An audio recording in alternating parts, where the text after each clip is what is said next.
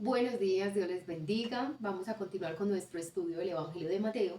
Estamos estudiando este Evangelio con el comentario bíblico de William McDonald y estamos en el capítulo 8. Vamos para el versículo 23. Vamos a leer en nuestras Biblias del 23 al 27 y ya lo desarrollamos.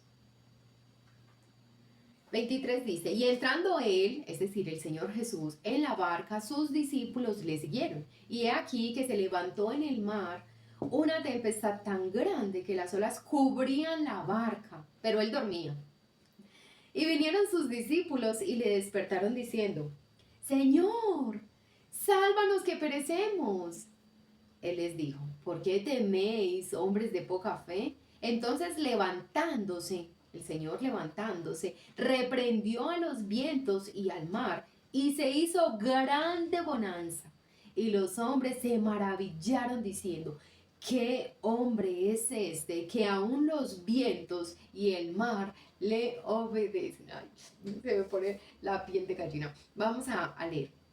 El mar de Galilea es conocido por sus tormentas repentinas y violentas que lo azotan y desencadenan un furioso y espumoso oleaje. Los vientos barren el valle del Jordán desde el norte y adquieren velocidad en la estrecha garganta.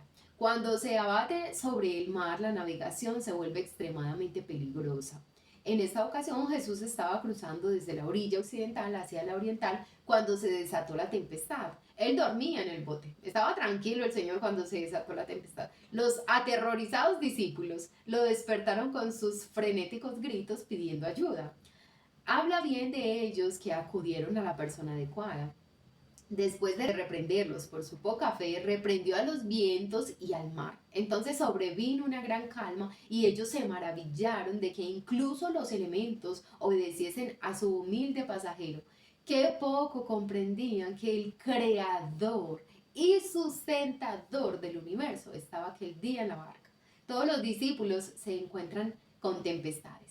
Tú y yo somos discípulos y nos encontramos con tempestades, pues puede que no estemos literalmente en una barca en medio del mar, pero tú y yo estamos enfrentando una enfermedad, una situación familiar, una situación económica. Todos nos enfrentamos con tempestades, tarde o temprano. En ocasiones parece que vamos a ser tragados por las olas, que vamos a naufragar, se nos va a hundir la barca, ¿cierto? Qué consuelo saber que Jesús está con nosotros en la barca. ¿Cuál es la barca? Tu vida y mi vida. Y Él está en esa barca. Él está en este viaje con nosotros. No nos ha dejado solos el Señor. Ninguna agua puede hacer zozobrar la nave donde yace el amo de los océanos, de la tierra y de los cielos. Ninguna barca puede hacer que se hunda el que creó los océanos mismos, la tierra, los cielos, que lo creó todo. Nadie puede aquietar las tempestades de la vida como el Señor Jesús. Nadie puede darte paz en medio de las situaciones que se te presenten en la vida como nuestro Señor Jesús. Nadie. La paz que tú y yo hallamos en el Señor es inexplicable. Entonces, cuando estemos en medio de esas situaciones, lo que tenemos que hacer es hablarnos, declarar la palabra del Señor en nuestra vida. Eso sí creo yo que la palabra del Señor sí se puede declarar. Yo no puedo decir, yo declaro que estás sano, yo declaro que tu economía se restaura. Yo no invito a esas prácticas porque pues no lo veo en la Biblia. Pero yo sí creo que debemos declarar a nuestra vida, como decía por ejemplo Pablo, cuando se alegraban el Señor, ¿cierto? Como decía el salmista, como oraban ellos.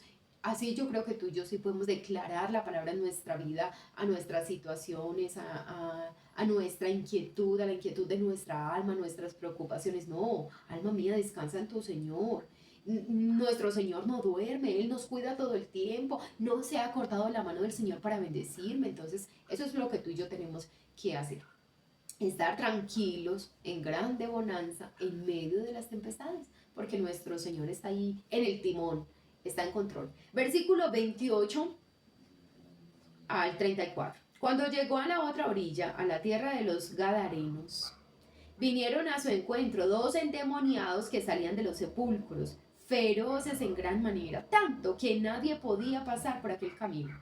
Y clamaron diciendo, ¿qué tienes con nosotros, Jesús, Hijo de Dios? has venido acá para atormentarnos antes de tiempo. Si ven que el diablo sabe que él tiene su tiempo, que le va a llegar su hora, pero entonces como que él decía, no, pero este no es el tiempo todavía, porque todavía no se me ha acabado aquí la fiesta. Entonces le dice, nos vienes a atormentar antes de tiempo. Estaba paciendo lejos de ellos un hato de muchos cerdos, y los demonios le rogaron diciendo, si nos echas fuera, es decir, si nos vas a sacar de estos hombres que tenemos poseídos, permítenos ir a aquel hato de cerdos. Y el Señor les dijo, id. Y ellos salieron y se fueron a aquel hato de cerdos, y aquí todo el hato de cerdos se precipitó en el mar por un despeñadero y perecieron en las aguas. Y los que estaban apacentando huyeron y vinieron a la ciudad y contaron todas las cosas y lo que había pasado con los endemoniados. Toda la ciudad, oigan, miren esto tan tremendo, toda la ciudad salió al encuentro de Jesús. Y cuando le vieron, le rogaron que se fuera de sus contornos. Qué tristeza. Qué tristeza que después de haber visto un milagro tan grande, después de haber visto a estos endemoniados liberados, lo que en lugar de venir y rendirse delante del Señor y decir, ¿cómo hiciste eso? ¿Cómo lo liberaste? ¿Cómo lo salvaste? Estos hombres, ¿cómo están así restaurados, en sano juicio? Lo que hacen es decirle, por favor, se va. Usted se puede ir de aquí. Vamos a desarrollarlo. En la orilla oriental del mar de Galilea estaba el país de los Gergesenos. Cuando Jesús llegó, se encontró con dos casos inusitadamente violentos de posesión demoníaca. Estos endemoniados vivían en sepulcros como cuevas y eran tan feroces que habían hecho peligroso viajar por aquella zona. Versículo 9 y 31. Al acercarse a Jesús, los demonios clamaron diciendo, ¿qué tenemos contigo, Jesús, Hijo de Dios? Has venido aquí a molestarnos antes de tiempo. Estos demonios sabían quién era Jesús y que al final los destruiría. A este respecto, la teología de ellos era más exacta. Esta teología de estos demonios era más exacta que la de muchos liberales modernos. Dándose cuenta de que Jesús iba a echarlos de los hombres, pidieron ser transferidos a una piara de muchos cerdos que estaba apacentando no lejos de allí. Versículo 32. Cosa extraña, Jesús accedió a su petición. Pero ¿por qué accedió el Señor soberano, el Dios soberano de todas las cosas, a la petición de los demonios? Para comprender su acción hay que recordar dos hechos. Primero, los demonios rehuyen un estado incorpóreo. Bueno, lo que estaba diciendo, ¿cierto? Los demonios no quieren estar por ahí navegando, sino que ellos buscan a ver dónde se pueden meter. Entonces, eso es lo primero. Quieren morar en seres humanos, o si no es posible en seres humanos, animales u otra criatura. Y segundo, el propósito de los demonios es, sin excepciones, destruir. Si Jesús simplemente los hubiese echado de los maníacos, los demonios habrían constituido una amenaza a los otros habitantes de aquella zona. Bueno, entonces, como ellos no quieren estar en un estado incorpóreo, como no habitar en ningún lugar, entonces si no se metían a estos cerdos, podían ir a atacar a los otros habitantes. Entonces, por eso el Señor también accedió a esa petición. Al permitirles entrar en los cerdos, impidió que entrasen en hombres y mujeres y limitó su poder destructor a los animales. No era aún el momento de su destrucción definitiva por parte del Señor. Tan pronto como tuvo lugar la transferencia, toda la piara de cerdos se precipitó al mar por un despeñadero y se ahogaron. ¡Ay, qué tremendo! Miren lo que, por la misericordia del Señor, estos demonios no habían logrado hacer eso en la vida de estos hombres, que estos hombres fueran los que se fueran por el despeñadero y se mataran, morían y no tenían oportunidad de salvación. Mira cómo el Señor tan hermoso, tan misericordioso, y cómo esperaron eso, cómo el Señor como que hizo esa cita, más bien, cómo el Señor hizo esa cita para encontrarse con estos hombres endemoniados y poderlos liberar. Qué hermoso es nuestro Dios. Este incidente demuestra que el propósito último de los demonios es destruir y desata la terrible posibilidad de que dos hombres puedan ser habitados por el número de demonios que son necesarios para destruir 2000 cerdos. Versículos 33 y 34. Los porqueros, los dueños de estos cerdos, se fueron corriendo a comunicar lo que había sucedido. El resultado fue que los ciudadanos, alarmados, salieron a donde Jesús estaba y le rogaron que se retirara del lugar. Desde aquel entonces se ha criticado a Jesús por la innecesaria matanza de cerdos y se le ha pedido que se fuese porque valoran la vida humana por encima de los animales. Perdón, porque él valora. Le pidieron al Señor Jesús que se fuera porque él valora más la vida humana que la vida de los animales. Sí, de hecho, por mucho tiempo se ha criticado eso, ¿cierto? Bueno, y si Dios es tan justo, ¿cómo se le ocurre haber matado a todos esos cerditos? Pero es que estamos hablando de que esos demonios iban a entrar o en los cerdos o iban a entrar en personas. Y por la gracia del Señor, estos hombres no se habían tirado por ese despeñadero, pero otros hombres podían haberse tirado por ese despeñadero. Entonces Dios valoró más la vida de esos dos hombres que de esos cientos de cerdos. Si estos gergesenos eran judíos, les era ilícito criar cerdos. Si estos gergesenos eran judíos, les era ilícito criar cerdos, porque el cerdo hasta ese momento era un animal inmundo. Pero tanto si lo eran como si no, su condenación es que valoran más una piara de cerdos que la curación de 2 endemoniados. A ellos les molestó más que, ay, ¿cómo así? ¿Y se te perdieron todos los cerditos, se murieron? No, echémoslo de acá. ¿Cómo se le ocurre? ¿Cómo se le ocurre haber permitido que esos demonios entraran en los cerdos y murieran todos los cerdos? No le dieron valor y no vieron la curación de estos 2 endemoniados. ¿Cómo no alabaron al Señor por eso? Y así tú y yo a veces, mira, yo conocí una persona que el papá se le murió y esa mujer se pegó una enojada con el Señor y no quería volver a la iglesia y no quería volver a saber nada del Señor porque su papá se había muerto. Bueno, yo comprendo de verdad. Yo no quiero que creas que yo soy insensible ante la pérdida de un ser querido. Yo comprendo, duele mucho, claro que sí. La ausencia de esa persona va a doler mucho, pero es que ¿quién nos dijo que somos inmortales? ¿Quién nos dijo? O sea, ¿quién nos metió esa idea en la cabeza? Si hay algo real en esta vida, es la muerte. Yo creo que es de lo más real. Después de nuestro Señor, lo más real, la realidad más latente es que todos nos vamos a morir. Sea tu papá, sea tu mamá, sean tus hijos, todos nos vamos a morir. Entonces no tenemos por qué aferrarnos de esa forma a la vida. Y segundo, ¿por qué no vio esta persona todos los favores del Señor, todas las otras bendiciones?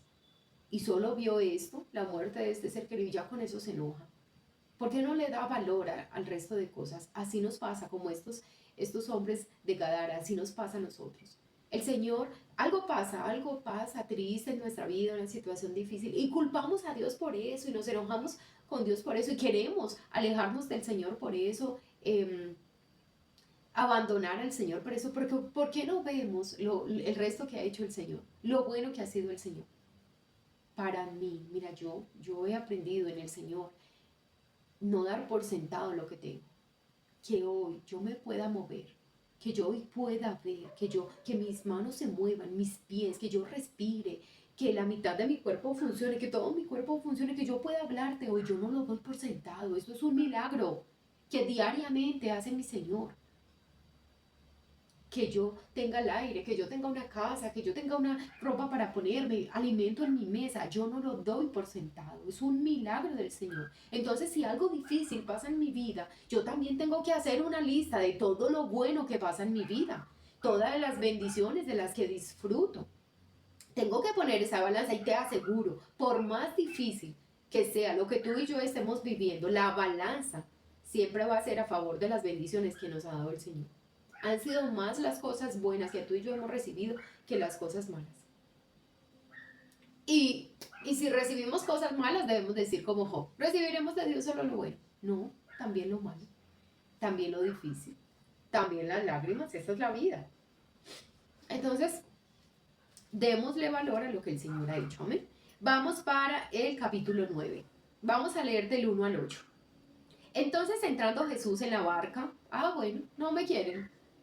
Le pidieron, ay, no. Él era el dueño de Gadara, él hizo Gadara. Ese terreno le pertenecía, esa tierra le pertenecía. ¿Cómo se le ocurre a esta gente sacar al dueño, al creador del cielo y de la tierra de ahí? Pero el Señor se va. no me quiere. Tú y yo somos criaturas del Señor. Él nos hizo, no nosotros a nosotros mismos, dice la Biblia. Él nos hizo y no nosotros a nosotros mismos. Él hizo a todos los seres humanos y somos tan atrevidos que rechazamos al Señor. Somos tan atrevidos que no queremos al Señor. Le digan, no, yo no quiero buscar al Señor. El versículo 1 dice, entonces entrando Jesús en la barca, pasó al otro lado y vino a su ciudad. Y sucedió que le trajeron un paralítico tendido sobre una cama, y al ver Jesús la fe de ellos, dijo al paralítico, ten ánimo, hijo, tus pecados te son perdonados. Entonces algunos de los escribas decían dentro de sí, este blasfema. Y conociendo Jesús los pensamientos de ellos, dijo, ay, qué tremendo, escuchó el Señor el pensamiento de ellos. El Señor escucha tus pensamientos y mis pensamientos, de confianza o de desconfianza, de fe o de falta de fe. Y conociendo Jesús los pensamientos de ellos, dijo, ¿por qué pensáis mal en vuestros corazones? Porque, ¿qué es más fácil decir? ¿Los pecados te son perdonados o decir, levántate y anda? Pues para que sepáis que el Hijo del Hombre tiene potestad en la tierra para perdonar pecados, dice entonces al paralítico, levántate, toma tu cama y vete a tu casa. Entonces él se levantó y se fue a su casa, y la gente al verlo se maravilló y glorificó a Dios que había dado tal potestad a los hombres. Vamos a desarrollar. Versículo 1. Rechazado por los gergesenos, el Salvador volvió a cruzar el mar de Galilea y vino a Capernaum, que ahora había venido a ser su ciudad, después de que la gente de Nazaret, insensatos, intentaban acabar con el Señor. Fue en Capernaum donde efectuó alguno de sus más poderosos milagros. Versículo 2. Llegaron 4 hombres a él, llevando un paralítico sobre una camilla. El relato de Marcos dice que debido a la multitud tuvieron que abrir el techo y bajar al hombre delante de Jesús. Aquí Juan no relata así toda la historia con esos detalles, pero Marcos sí cuenta que el Señor Jesús estaba en la casa, en esa casa en Capernaum, y había mucha gente dentro de la casa y fuera de la casa. Estaban así como cuando uno, no sé si les ha pasado que uno llega, yo me acuerdo en un evento familiar, en una ocasión, y estaban dentro celebrando y yo salí por el calor. Ay, no, qué calor allá adentro.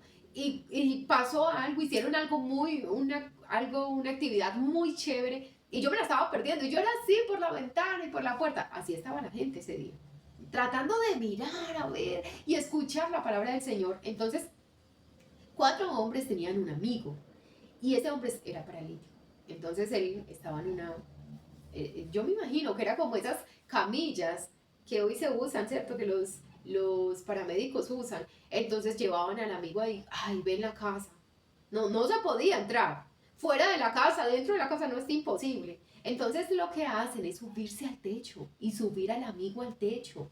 Y desentecharon y bajaron, le pusieron cuerdas a la camilla y bajaron a ese hombre hasta que llegara ahí casi que encima del Señor Jesús para que pudiera sanarlo. Qué tremendo, qué amigos, ¿cierto? Qué amigos. Entonces esa es esta historia.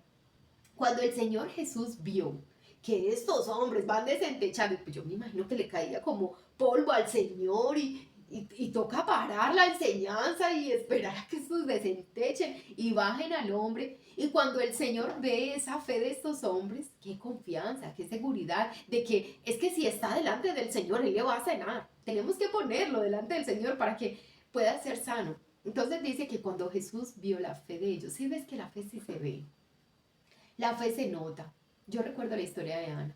Cuando Ana va al templo para orar a Dios y pedirle que le dé un hijo, dice que cuando el sacerdote Elí viene, y bueno, él primero cree que está borracha, pero cuando ella ya le cuenta cuál es el motivo por el que está llorando y que está muy triste, y él le dice, no, vete, y así como tú quieres, como es el deseo de tu corazón, el Señor haga. Esa mujer sale completamente transformada de ahí. Su rostro le cambia. Dice la Biblia que salió alegre. Si ves cómo la fe se nota, ella salió con un rostro diferente porque sintió esa confianza, esa seguridad de que su petición había sido escuchada. Y el Señor, conforme a su voluntad, iba a responder a su petición. La fe sí se ve, sí se nota la fe. La confianza que tú y yo tenemos en el Señor se nota. Entonces dice aquí que el Señor, al ver la fe de ellos, le dijo al paralítico: ten ánimo, tus pecados te son perdonados. Pero le dice: hijo, ten ánimo, hijo, tus pecados te son perdonados. Observemos que vio la fe de ellos. La fe llevó a aquellos hombres a llevar el inválido a Jesús, y la fe del inválido fue a Jesús para curación. Nuestro Señor recompensó primero esta fe, pronunciando que sus pecados le eran perdonados. Miren cómo no, lo primero que hizo el Señor no fue sanar su cuerpo, sino su alma.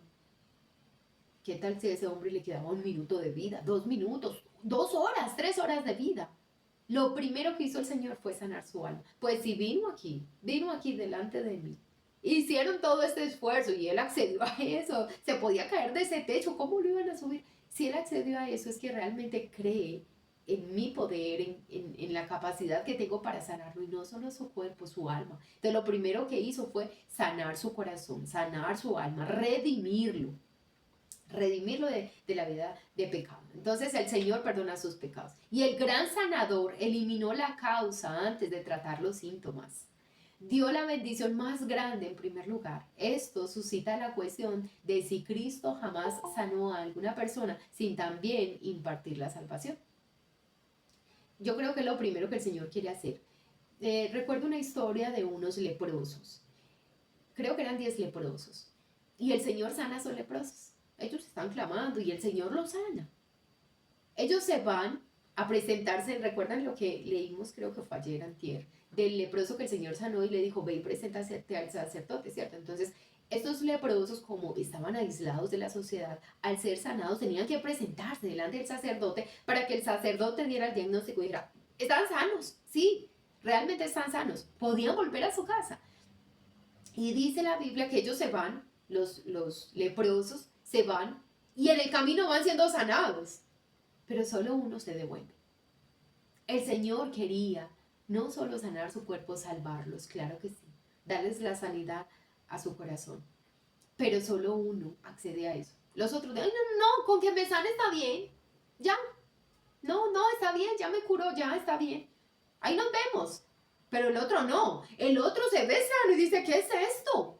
Este es el Hijo de Dios. Yo tengo que ir a agradecerle. Y cuando vuelve, es sanado en su interior, es sanada su alma, es salvo. Y el Señor le dice: ve, no eran 10. Y solo uno volvió. Tú y yo no vamos tras los milagros, porque el milagro es temporal. El que no recibe al Señor muere 2 veces: su cuerpo físico y en su alma. Va a una eternidad sin el Señor. Por eso tú y yo lo que debemos hacer es buscar primero la sanidad de nuestra alma. La sanidad del cuerpo es añadidura. Es una añadidura. Y Dios lo puede hacer, claro. Miren, sanó a este paralítico, sanó a esos leprosos, resucitó muertos. Pero lo primero que debemos buscar es la sanidad de nuestra alma. ¿Amén? Entonces, versículo 3 y 5 dice, del 3 al 5 dice: cuando algunos de los escribas, los enemigos del Señor, oyeron a Jesús declarar el perdón de los pecados de aquel hombre, le acusaron dentro de sí de blasfemia. Qué tremendo. Porque ellos, en lugar de sorprenderse, miren, de verdad, yo no sé yo qué haría si yo estuviera en la iglesia y oraran por un paralítico y ese paralítico se levantara de esa silla. Yo, ay, Dios mío, a mí me sorprendería mucho ese milagro. A mí tú viendo una persona, no sé, 5, 10, 20 años, no sé cuántos años tenía este hombre, pero ya era un hombre adulto.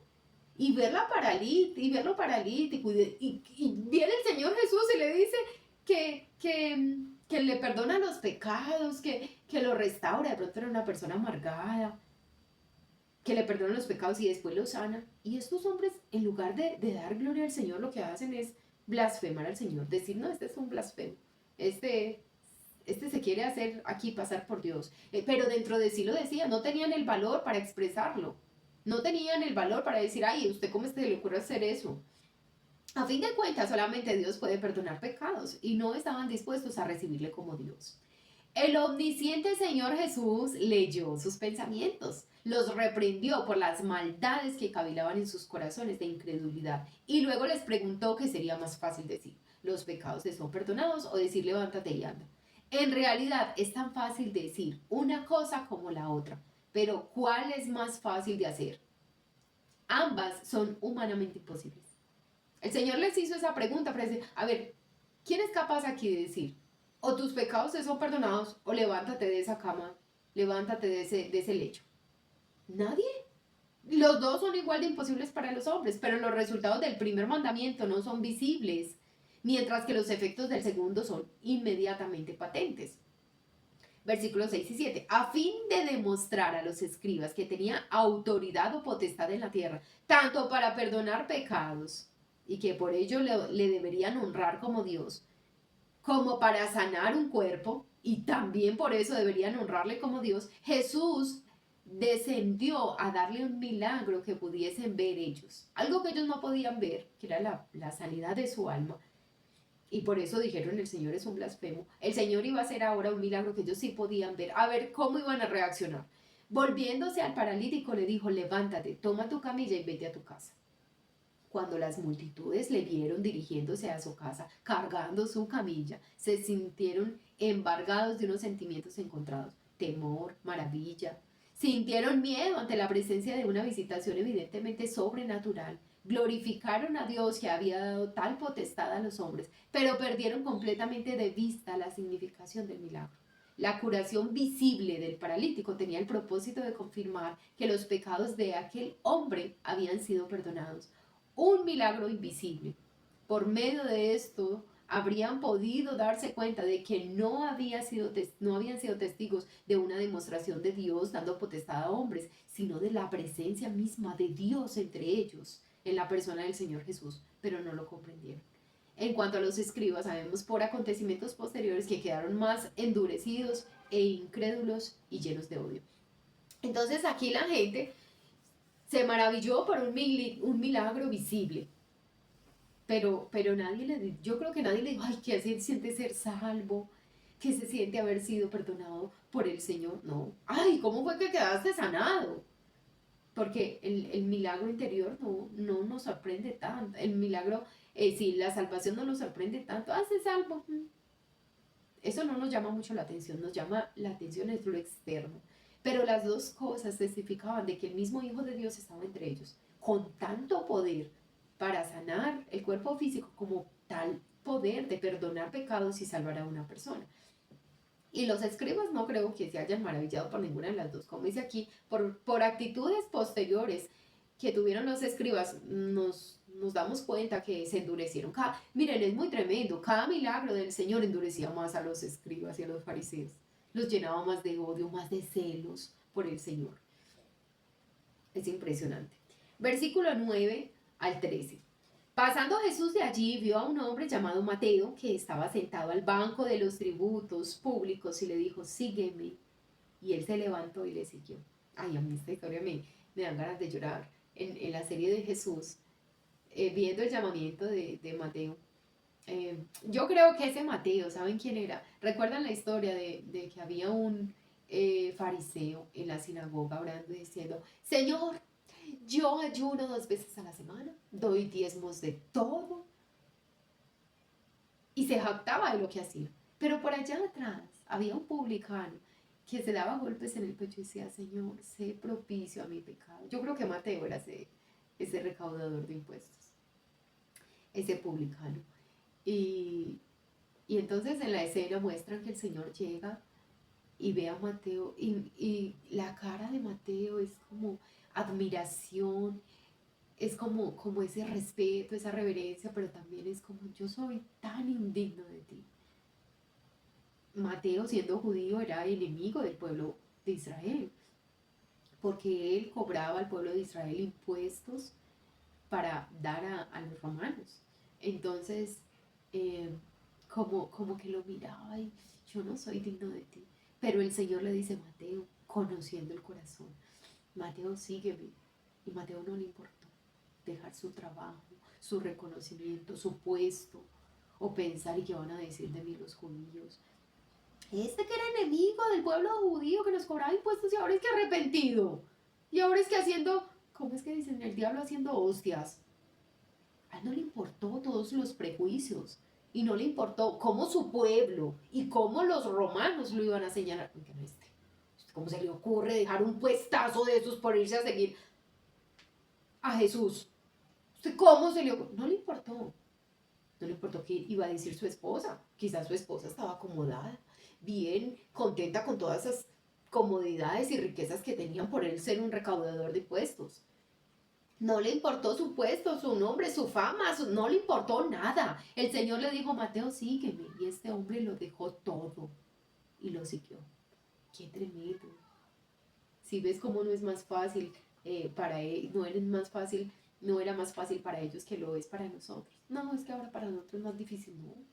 Parecía ser difícil, pero a él no le importó. No vemos como que le dijo como el otro. Señor, pero entonces, espéreme, sí, espéreme, yo entierro a mi papá. Espéreme, señor, yo termino mi jornada. ¿Cómo voy a dejar media jornada aquí? No, no le importó nada. Señor, mire la fila que me está esperando para recaudar los impuestos. Me espera, yo termino. Se levantó de esa mesa y se fue a seguir al Señor. Piensa en qué área de tu vida el Señor te está diciendo, sígueme. Suelta eso, deja eso, sígueme. Y tú y yo, pero me da un chance, Señor, espere, yo termino. Sigue al Señor. ¿Quién te garantiza que después de terminar eso vas a tener oportunidad de seguir al Señor? ¿Quién nos garantiza que en medio de eso no vamos a morir y a partir a una eternidad sin el Señor?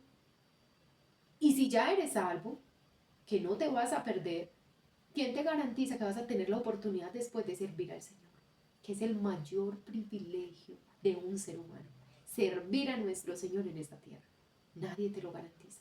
Este es el momento de aceptar a nuestro Señor como Señor y Salvador y aceptar una nueva vida y tener la seguridad de que si partimos de este mundo vamos a ir a una eternidad con Él.